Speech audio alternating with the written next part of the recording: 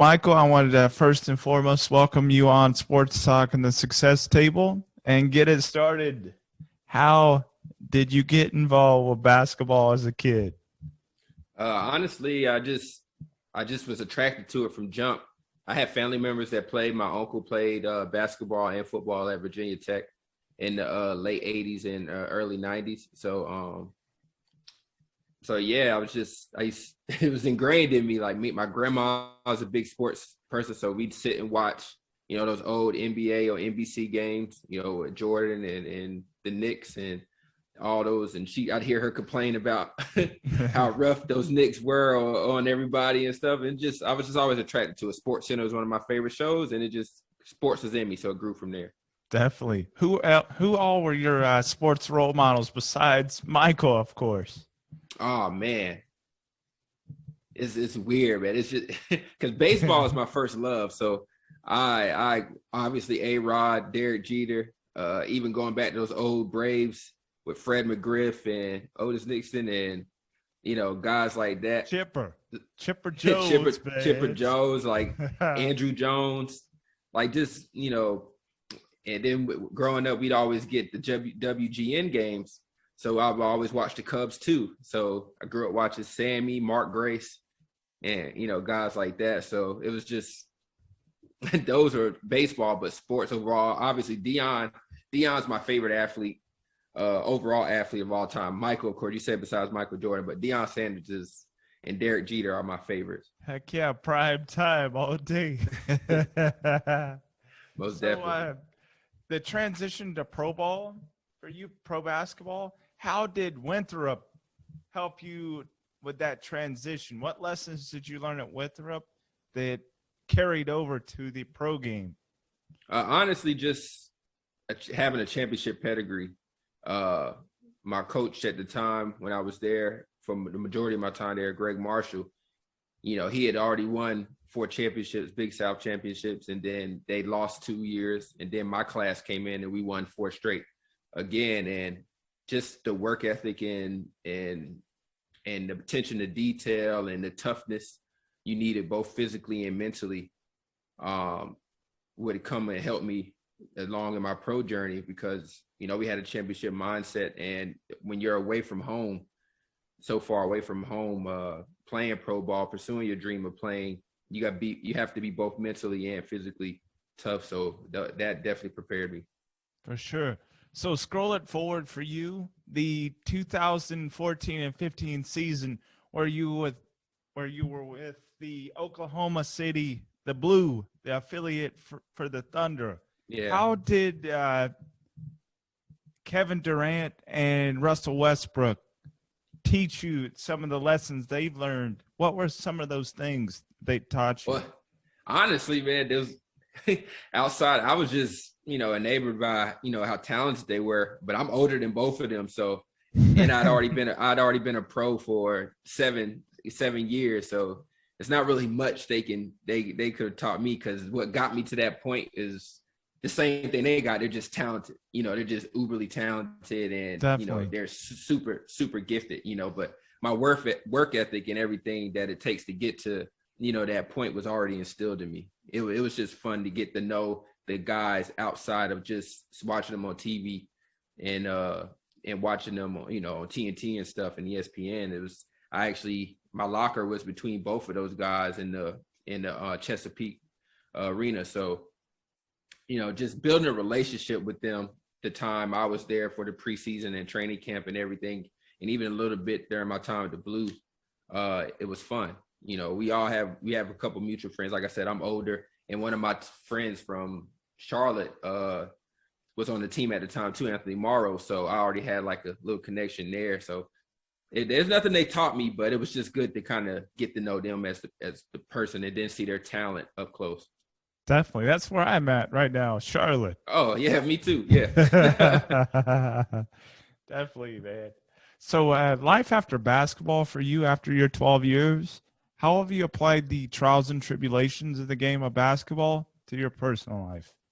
Oh man, it's a constant cycle of learning. Like you learn, everything kind of merges together even though you switch industries, the principles, especially as an athlete, the hard work, the failures, the victories, the process of getting somewhere, and the process of getting to a point that you see yourself being, you just have to take it and implement it into another industry. So that's kind of where the space I am now. It reminds me of when I first started out, trying to be a pro, and being a pro, even when I got to college, it's just, you're not the man to start. You have to work, you have to chip at the block, chip at the wood, you chip the wood, you know what I'm saying? So, yeah. and keep building and enjoy the process. So, I'm enjoying dabbling in different things right now.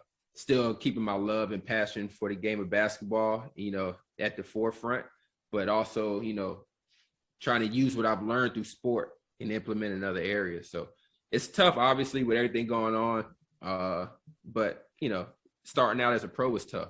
Starting out in college was tough, so it's nothing. Small thing to a giant. For sure, man. Do you still play pickup ball? I haven't played pickup in a while, man. I played over the summer in the pro-am. I go to the gym still on my own and work out sometimes, or shoot, content or something. I always have an itch. I do miss playing a lot. I miss the competition, obviously. And I know I can still do it because COVID pretty much retired me. So I know I can still do it. But once the summer comes, I'll probably play a little bit more because most of the pros and everybody else will be back. I really don't want to be in the gym just with anybody. I'd rather play when I know it's going to be, good competition and the talent level will be high. And I'm a spare the guys at the rec and the YMCA and stuff. I know I could go in there and do what I need to do. I'm competition driven. For sure. Where do you play in Charlotte? I don't play anywhere, honestly. Like I'll go train. I got a couple friends that own some gyms, or I'll go to Rock Hill, to my school, go to Winthrop and go on the court there sometimes, or go to the new Rock Hill Event Center and work out sometimes early in the morning. But other than that, when the pro-am comes, then the pro-am's usually this past year was at the Curry Court off of 7th Street. So when that picks back up, I might play in that, and I might play in the TBT this year. I'm gonna try to see if maybe I'll decide to play in the tournament and get on a team and just to get some running and compete. So I hear you, man. So my next two questions for you are brought to you by B&D Sports Media. I'm sure you follow Kevin Durant still.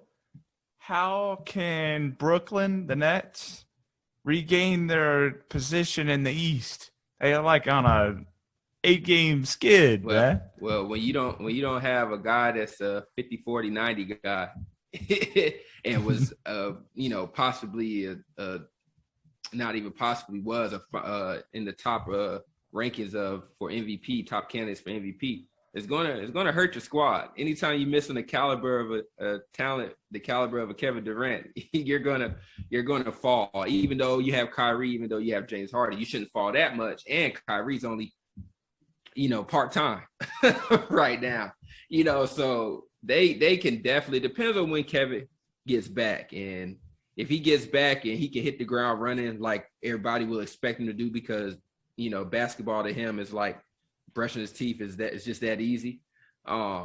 It should work and they'll regain some position, but the East is a bit tougher this year. And they still gotta, go through Milwaukee. They're a mentally tough team, and the Bulls are to be reckoned with this year as well. It's some dogs out there in the East this year. Miami, so it's not going to be as easy as everybody. Cleveland, yeah, it's not going to be as easy as everybody thinks. And you just it's a process, man. Oh, Philly, you just got to take it, day by day. And as long as they can stay where they can get home court advantage in a seeding where they get home court advantage, then they can have a good shot to make a good run, because once it's the playoffs, everything's 0-0 again, So, you just got to hope he comes back healthy and they don't rush him back. That's what you don't want to do. For sure, man. So what do you think, or what do you take is the odds of the Nets trading away Kyrie?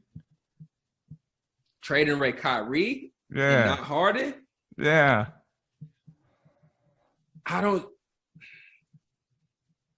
know, man. Like, it just, if they trade him, okay, because you could trade anybody, and they don't really, the player doesn't have any say so unless it's in their contract, have some type of no trade clause. They can put those in there, like Melo used to have when he was with the Knicks, a no trade clause. They could put it in their contracts. But if Kyrie doesn't have one, anybody be willing to have Kyrie. But if you're in a state where the vaccine is mandated, then you're in the same boat as Brooklyn. So you're trading for him with the hopes that maybe he'll come around and decide to get the vaccine, or maybe, but if he doesn't and he, stands on what his principles and what he believes in, then you're going to be going through the same thing as Brooklyn, and you're going to be trading away assets that you could be using, even though they're not comparable to Kyrie, you're still trading away assets. So I can see Brooklyn doing that if they wanted to. I know there was talks about Ben Simmons for Harden, but I don't think they're going to give away That's Harden. a bad trade. Bad trade. Well, it's only a bad trade if Ben Simmons wouldn't be happy. But if Ben Simmons is happy and you trade him for James Harden, that trade will honestly be better than what people think. Because Ben Simmons can do everything else, and they have enough scoring, especially when KD gets back. So you have enough scoring, and you get add scoring with Ben when he's not, fearful and afraid to shoot. He's playing his game and just attacking the basket. But you add him, and then you got Kyrie, who's a bucket, and you have KD, who's a bucket. You take pressure off of Ben Simmons, and that's actually, then you got a good bench. So that's actually not a bad trade. And Philly would get just as good as well, because now you bring somebody to complement Embiid. You already got shooters in Seth. You got a scorer in Tobias. Like, that trade is not a bad one. It's just, which Ben Simmons are you getting? Is he going to be mentally prepared for that? Or is he That's a big market in New York. Yeah, man. That's a lot of pressure. Yeah, it is. And, that's what I'm saying. You got to, which Ben Simmons are you going to get? You going to get the guy that's not going to care about, or are you going to get the one that's, been the Ben of late, so. Yeah. Where do you think he lost his confidence, man? Like, he was a top prospect coming out of LSU. Then he got defensive player of the year candidate with the 76ers. Like, where did his confidence go? It's in the eye of the viewer, and it's the social media. His confidence goes with, we're listening into the, sports shows and the analysts and not having a strong team around you that could kind of keep you mentally tough, and you not being able to keep yourself mentally tough. This guy is a all defensive team player. You saw what he did to Trae Young in Game 7, last year, and he's just always had a fear of shooting. It seems, at least shooting in the games, because he shoots in video clips while he's working out.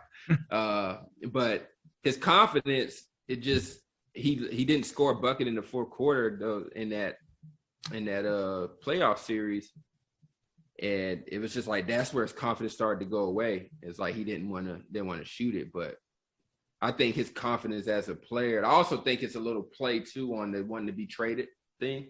He's downplaying, kind of his confidence, in my opinion, because I think if he goes somewhere else, he's going to turn into be re-energized and go be Ben Simmons. I think it's just also play too, like, well, I'm not playing for you guys, but you're trying to force me to play, and I'm going to say I'm this and that and go about it this way and try to force myself. Why wouldn't you want to play with Joel Embiid? He's arguably probably the MVP this year. Well, it goes back to people with their principles and what they stand for, right? Like, if you had a teammate say what they said, at the end of a game, at the end of losing a series, and a coach that just couldn't answer a question, it's just all about how you view things. And one person could say he's soft for that, and somebody else can agree, and he took this stance and he didn't appreciate that and he wanted out. So he's sticking to that. So it's not that he don't want to play with Joel, because it was all good. You know, they lost again. He was going to come back. He signed his extension, but then they said those comments, you know, after that loss, and that's when everything started going downhill. So it's not always about who's your teammate. You know, it's not always about who's your teammate. It's about what you stand for sometimes, and if you fit well and what's best for you. You know, there's a lot of people that play with Michael Jordan, but they couldn't stand him, and they were happy when they left. You know, like, it's just because everybody's an acquired taste. You know, he's the most talented. To me, he's the greatest of all time, and you know, everybody didn't like him. It brought up 6 champions. Chips. If you like winning, then you know. It's like Tom Brady too, and Bill Belichick. Everybody doesn't like those guys. Not everybody. Well, no, it's majority does though, and it's just, the majority do. They don't like Bill, but the majority of the guys, if you watch other podcasts, the majority of the guys, the players, they like Tom too, because he's a really nice guy. My cousin, he played for the Patriots, and he was teammates with Tom, and he said Tom's a great guy. You know what I'm saying? So it's just what you see on the outside, and when you're not, and that's the thing about sports and me being a pro as well. When you're not in the locker room or you have sources close enough around it, it's easy to speculate from the outside, and that's what shapes your narrative. And it's like, this is what I see, this is what I believe, and that's that, because you don't have the proper knowledge or the credible sources to be able to say otherwise. Definitely. You know? I've had a lot of his former teammates, Tom's, on my show, so yeah, everybody loves the guy. Yeah, but not the other fans, other teams though. Yeah, and despise him because he's winning and doing more winning, and they had their allegations and stuff too as well. So it's just like, you know, anytime there's a dynasty in sports, people hate it. They love it at first, and then they hate it. The Bulls, the Warriors, LeBron, the Patriots.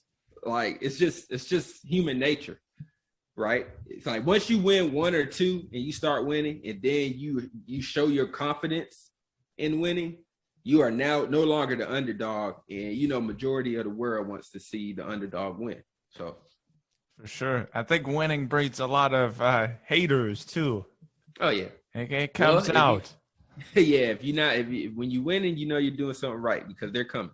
For sure. But you have to be mentally, you know, tough enough to see through that stuff and not let that, you know, deter you from where you see yourself going. Compete with yourself at the end of the day. Definitely. Well, Michael, how can my audience find you on social media? Well, you can follow me on Instagram at MJJENK. That's MJ Jink. Twitter as well at MJ Jink. And that's pretty much it, honestly. Instagram and Twitter. I have Facebook and all that stuff, but you know, I don't really accept people too often unless I kind of know you or something, especially at this point.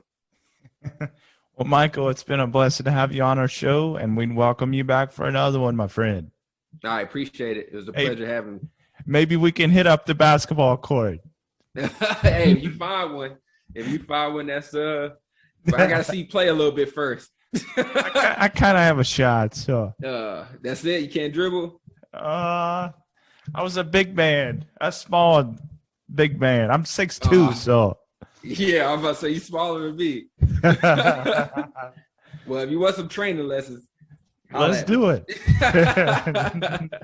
Well, Michael, it's been a blessing, my friend. All right, man. Thank you. It was a Take pleasure. care. God bless, man. Well, Michael.